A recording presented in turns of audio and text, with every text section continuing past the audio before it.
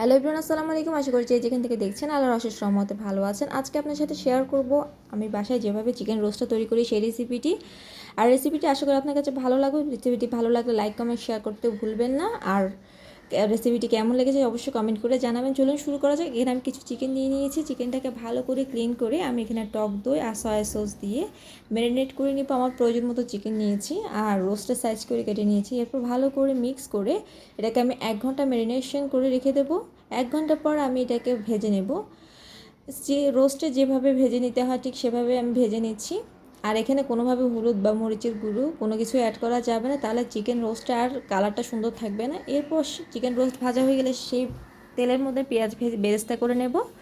এবার আরেকটা কড়াইতে তেল গরম করে আমি এখানে পেঁয়াজ কুচি, রসুন বাটা, আদা বাটা, জিরা বাটা দিয়ে মশলাটাকে ভালো করে কষিয়ে নেব। মশলাটা যখন কাঁচা গন্ধ চলে যাবে তখন টক দই আর রোস্টের মশলাটা দিয়ে দেবো। রাঁধুনি রোস্টের মশলাটা দিয়েছি, দিয়ে ভালো করে মশলাটাকে কষিয়ে নেব।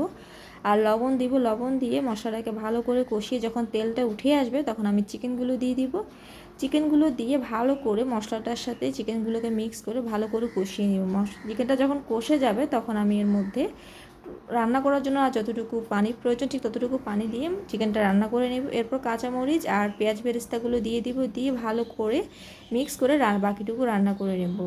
রান্না যখন প্রায় কমপ্লিট হয়ে আসবে তখন এর উপর আমি একটু ঘি দিয়ে দিব। ঘি দিয়ে আরও কিছুক্ষণ রান্না করে নেবে। এই যে আমার চিকেন রোস্ট রেডি। আশা করি রেসিপিটি আপনার কাছে ভালো লেগেছে। রেসিপিটি কেমন লাগলো অবশ্যই জানাবেন।